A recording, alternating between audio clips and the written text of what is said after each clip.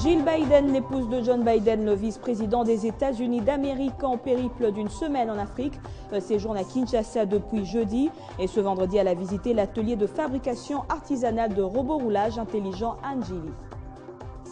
Dans ce journal, nous parlons également de la culture qui était à l'honneur ce 4 juillet. La première édition du prix national de mérite de la culture et des arts a vécu dans la capitale congolaise. Les détails dans cette édition.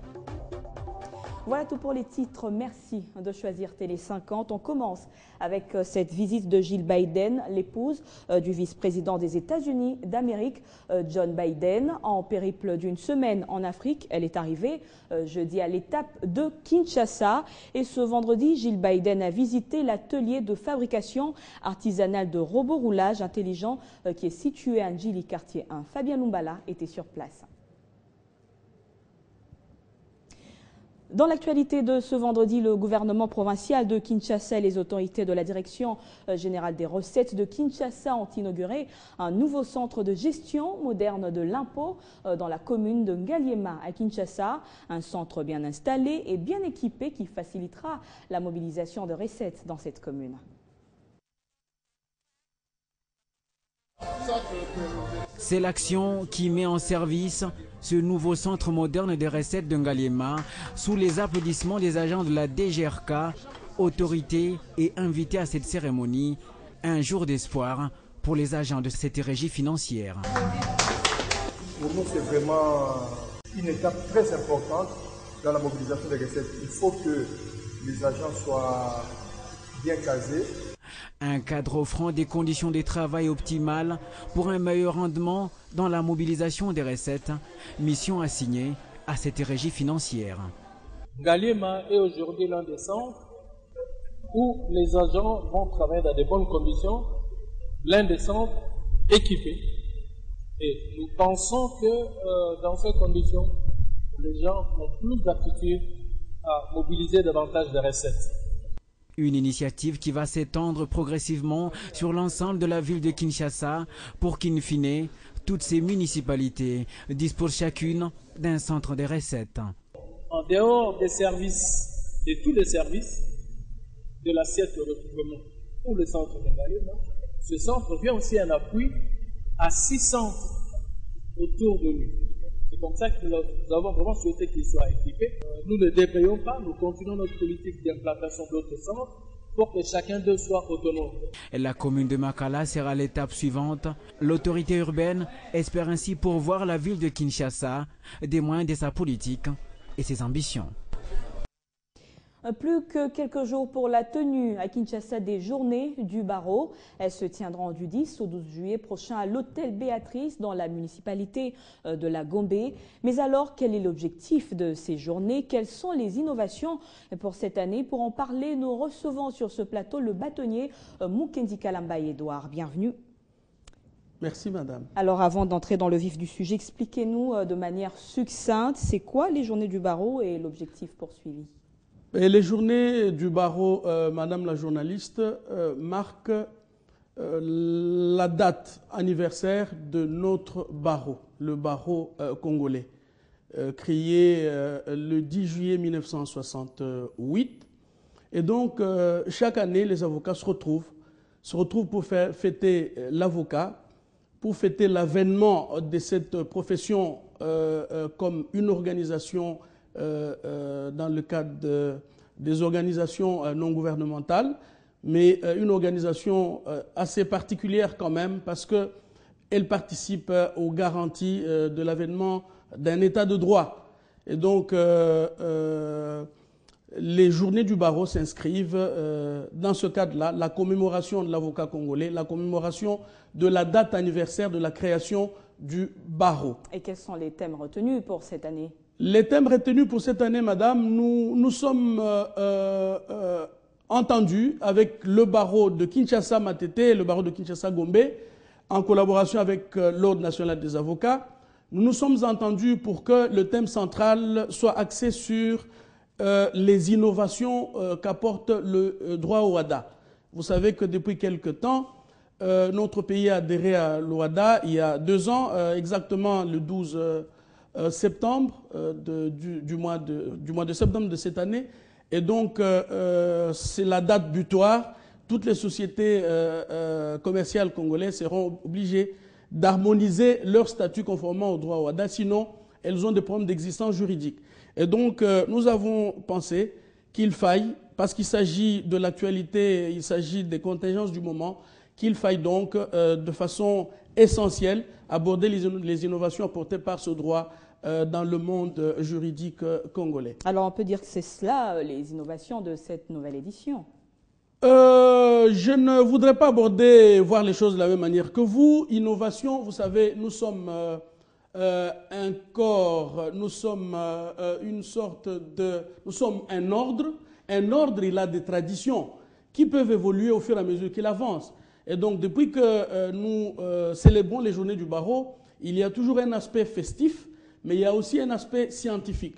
L'aspect scientifique, il y a un thème, des thèmes qui sont abordés, comme cette fois-ci, il y aura non seulement le droit OHADA, mais aussi les aspects liés à la déontologie, les aspects liés à la gestion des cabinets, ainsi qu'à la gestion des stagiaires qui œuvrent dans la plupart des cabinets des avocats ici dans la ville-province de Kinshasa et d'ailleurs.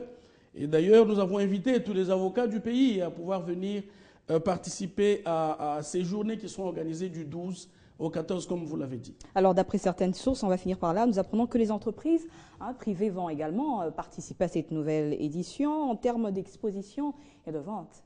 Madame, voyez-vous, il s'agit du barreau, il s'agit d'une structure importante de la vie nationale, non seulement les entreprises privées, mais aussi les institutions publiques. Nous les invitons. Mais j'atterris par là en disant que les entreprises privées, nous avons fait appel à eux pour qu'ils viennent ensemble avec nous.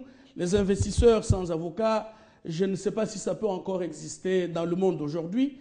Et donc nous leur avons demandé de nous accompagner et nous sommes grandement ouverts à leur contribution, à leur participation lors de ces assises pour se faire connaître et vendre leurs produits. Merci M. Mukendi Kalambaye. Je suis sûre que le message est passé. Donc, rendez-vous du 10 plutôt 12 juillet pour les journées du barreau. Merci d'avoir répondu. Merci beaucoup, madame. Merci beaucoup. On va à présent au Bas-Congo. Eh bien, cette province va bénéficier de l'installation du cadre permanent de concertation économique. La nouvelle a été annoncée au gouverneur de cette province par le ministre national de l'économie, Jean-Paul Nemoyato, lors de son séjour de travail dans cette partie du pays. Après le Katanga, la province du Bas-Congo vient d'être désignée par le gouvernement central parmi les provinces où sera édifié le cadre permanent des concertations économiques. Et c'est le ministre national de l'économie, Jean-Paul Nemoyato, qui a annoncé l'information au gouverneur Jacques Mbadou. Quant à la question liée à la classe moyenne, Jean-Claude Nemoyato s'est référé à l'esprit de la loi qui stipule que le petit commerce soit consacré exclusivement aux Congolais. Nous avons pris des mesures à Kinshasa. La nomenclature donc, des quantités et marges bénéficiaires qui doivent être observées pour le commerce de gros et le commerce de détail. Il n'est pas possible, comme monsieur le gouverneur venait de nous le dire, que l'on crée la classe moyenne congolaise sans qu'on ne donne l'occasion aux Congolais d'exercer le petit commerce. Un document sera remis au ministère provincial de commerce pour qu'un service soit mis sur pied afin de garantir à la population du Bas-Congo que les lois du pays soient respectées par tous. Du Bas-Congo, on se rend au Katanga. Les agents de la SNCC menacent d'aller en grève. Alerté par cette situation, le président de l'Assemblée provinciale, Gabriel Kyungu, et le gouverneur Moïse Katumbi demandent au gouvernement central d'honorer ses engagements vis-à-vis de cette entreprise ferroviaire. Et le gouverneur Moïse Katumbi a par ailleurs rencontré les travailleurs de la SNCC pour les convaincre de reprendre du service. Laetitia Massimango pour le reportage. Le feuilleton SNCC est loin de se terminer. Un nouvel épisode vient de s'ouvrir. Les agents de cette société d'État ont déferlé pour la énième fois au gouvernorat de province. Objectif, supplier d'air chef, le gouverneur de province Moïse Katumbi Chapwe a rappelé le gouvernement central le respect de ses promesses, c'est-à-dire la paye de 3 mois, mars, avril et mai. Pour l'instant, les agents de la SNCC n'ont reçu que le salaire du mois de mars 2014. Il nous a promis qu'on nous paiera 3 mois. Nous avons respecté les mots d'ordre du gouverneur. Nous n'avons pas respecté. le lendemain, nous sommes rentrés, nous tous, au service. Maintenant, depuis qu'on nous a payé un mois, jusqu'aujourd'hui, nous ne sommes pas encore payés. Il nous faut encore 3 mois. Il y a le mois d'avril, le mois de mai et le mois de juin que nous attendons, nous ne sommes pas encore payés. Nous sollicitons le concours du gouvernement central, que le Premier ministre et le Président s'impliquent en tout cas dans l'affaire de la SNCC. Le gouverneur leur a demandé d'éviter tout acte de vandalisme ou de casse au sein des installations de la SNCC, ni d'observer encore la grève. Moïse Katumbi va d'abord en savoir un peu en long. Avec sa hiérarchie de Kinshasa, il a promis de s'entretenir avec le Premier ministre et le président Joseph Kabila Kabange, chef de l'État, pour un dénouement de cette nouvelle crise.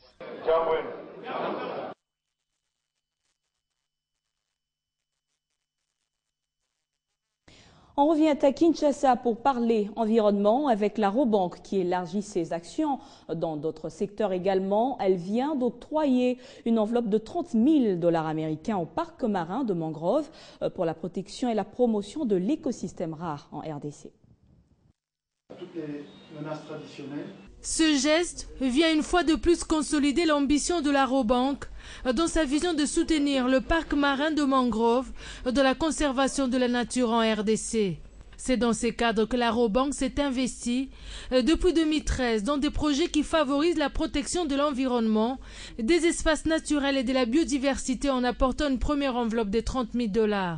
Pour cette année, la Robank vient de verser une tranche de 30 000 $, dont l'objet sera la consolidation de ses activités déjà déployées l'année dernière. Le parc marin des mangroves a pu, durant l'année 2013, et maintenant avec l'année nouvelle, a pu vraiment développer et déployer ses activités de conservation et de préservation, grâce à justement à la dotation de ces partenaires que nous avons approchés, qui nous ont approchés également.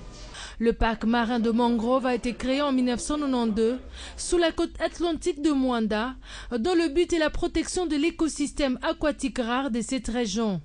Il en est de même de la protection des espèces animales rares qui s'y trouvent et qui sont aujourd'hui menacées par le braconnage, la pollution, la dégradation de leur habitat et la pêche illicite.